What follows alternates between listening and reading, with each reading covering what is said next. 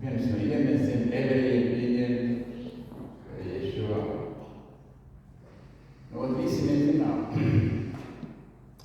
ko Ješua izdarīja ar spitālību, kad viņš izzina ārā dēmonus. Dēmonus nosauc savu vārdā, viņš esot leģions, un lūdza, lai viņu ieviet sūkās, jā. Un šie dēmoni sūkas aizgāja, un viņi vai noslīga, vai nositās. Man tāds jautājums. Kas notiek ar dēmoniem? Viņi arī aiziekoja. Klusums. Ir Klaudija brēnišķi. Tieši tā. Tie kari. Ja? Gars.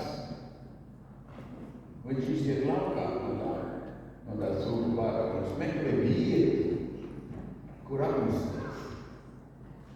Tā tas notiek tādā laikā, kad teiksim, tad viņš ir pie cilvēkiem un atvod vietu un paliek vēl jaunāks. Tā tas ir noticis tādā laikā, kad Elokīns izjādīja tautu, savu tautu laukā Trīgā, Babilonijā, kur pēc strīdas laika viņš atvedās ar Kīrus kā valdnieks, bet laukā viņš atpakaļ. Viņi paņēma līdz Šumeru cilus, elpu pielūšanas vārdus.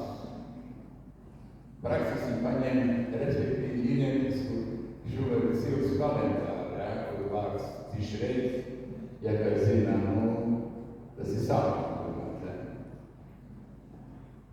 Un iestādīja savu kalendāru.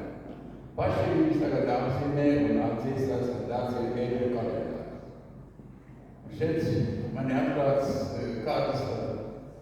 Vai tas ir nācis no Elokima svētību, jeb viņš nāk kā no cilvēka kaut kādā ebriskā līmenī. Ja. Nav svarīgi, vai tā ir svētā tauta, vai tas ir kāds cits cilvēks. Ja. Cik man jāatklāts, Elokims, viņš izveidoja tikai 3 kalendārus. Pirmais uzraksts Torā Šmot 12. nodaļā 2 un 13. nodaļā 4. Un vēl 2 kalendārus sabata gadu viņš izveidoja un jubilejas gadu. 3 kalendārus. Tagad jautājumi, ko šie vārdi, kas ir pie katra ebreja mēneša. Un man jāatklās, ka pats vēl bīstamākais ir tāds vārds Tamus, kurš jau Ezekēla grāmatā viņš ir aprakstīts, ka sievas lūdza pie ziemeļu vārtiem, pielūdza Tamusu.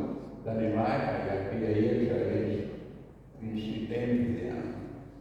Un kas ir tas Tamus? Tamus ir tāds, man ir parādīts tāds attēls, milzīgs ceļš, ir tagad kos un no bronzas iztaisīt, un vidū tagad tāds vēders atverās, un tur sievietes nes iekšā savus bērnus, apašā iet numuru un tā tiek ziedot.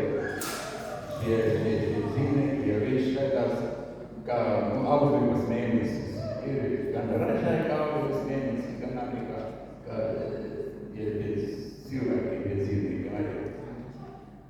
Nu, mums ir jālūdz šis lielais klupšanās akmens, kas ir atklāts, kas ir pie ebreji. Es esmu viņu rakstījis, rabīniem runājis, daži man atbildi, daži saka, ka šo jātā mēs neatbildes, atbildes nebūs. Citi saka, ka viņi nedzīvi,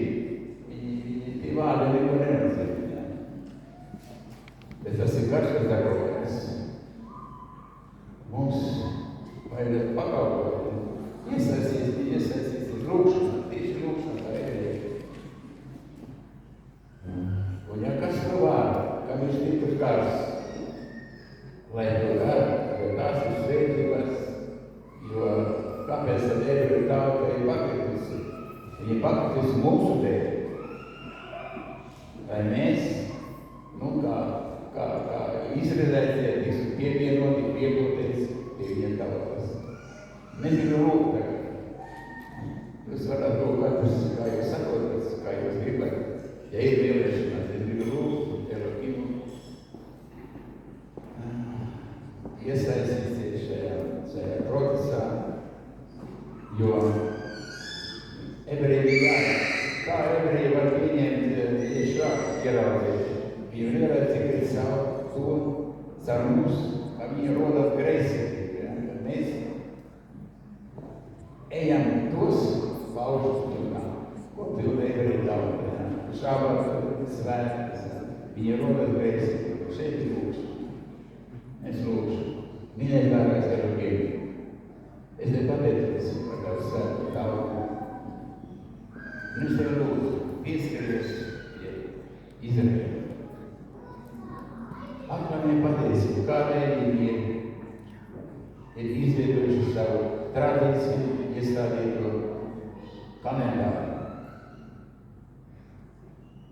kurš tika paņēmis šis 7. mēnesis no tā vajag iestādīt kalendāru, ko es teiktu, savā tautā vēl tādu, ka tā atradās ēdīzes gūsta un nosaukusi savu politiskā kalendāru šo 1. mēnesi par Rosh Hashanah, gada galu. Un dodam ir pārējiem mēnešiem šīs šumeru sirds, elpu pielūgšanas vārdos spēks, svētīgi savas tautas atklājies to viņiem. Atklāj to viņiem un ieraugu, pazemīgi nāk vēl priekšā, un es uz šo svētību visam pārējiem tautam būtu viņiem, varat viņiem šo brīžu klāpšanas sodu, ieraugu, Ješua Hamashiach. Amen. Amen. Vēl es gribu teikot pasākt vienu lietu, ka man līdzi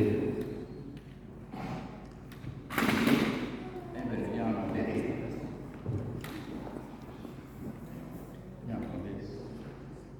Jaunā derība, viņu var ievērāt šeit manis, tas ir tulkojums no Davida Šerna, Jevreiski Novizavietu.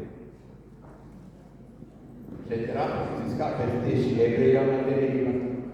Šeit visi tāds galatieši nodaļa, tieši tā kā Davids Šerns to ir domājis. Veikt kā pēdēšanās. Amen.